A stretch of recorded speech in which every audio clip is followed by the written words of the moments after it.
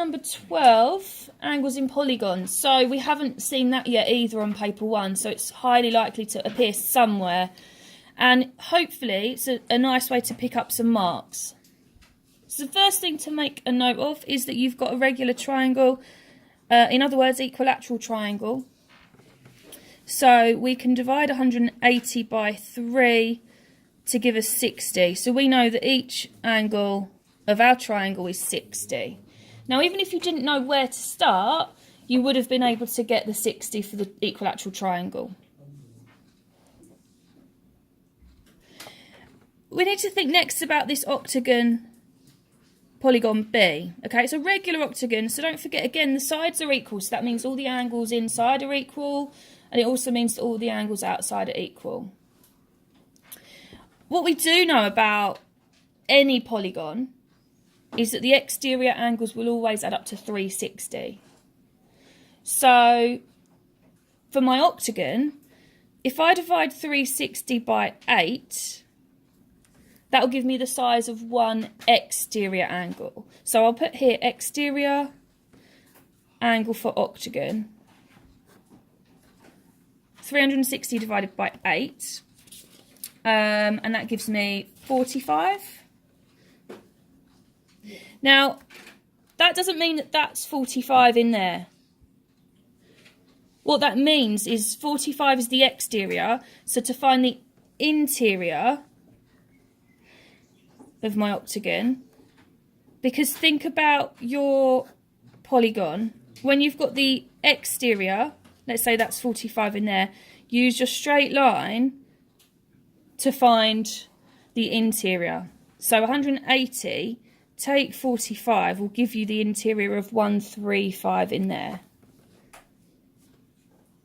Now, that's not the only way of working out the interior angle of an octagon. You might have a different method. You might split your octagon into triangles. That's fine as well. However you do your interior and exterior angles in a polygon, I don't mind as long as it works. So actually what I know now is that in total, around a point needs to equal 360. So if I know the triangle is 60 and the octagon is 135, that will leave me with the interior angle of polygon P. So if I do 360, take away 135 and 60, I get left with 165.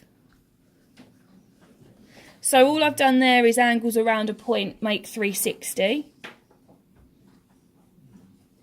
Okay, so I know that that angle in there must be 165. I still haven't answered the question. I was asked for how many sides does it have?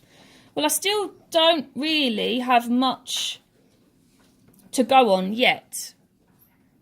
But if I use the interior-exterior straight line rule again, if the interior of polygon P is 165, I can find the exterior by taking it away from a straight line 180. So if I take 165 away, I'm left with 15. So my exterior angle of polygon P is 15. Okay, so that is the exterior angle of polygon P. Now, once I know the exterior angle, I can find out how many sides it has, because I know that all polygons, as long as they're regular, if you divide 360 by 15, that will tell you how many angles there are around the exterior, and therefore that tells you how many sides there are. So 360 divided by 15 gives you 24, so that tells you the number of sides that polygon P has.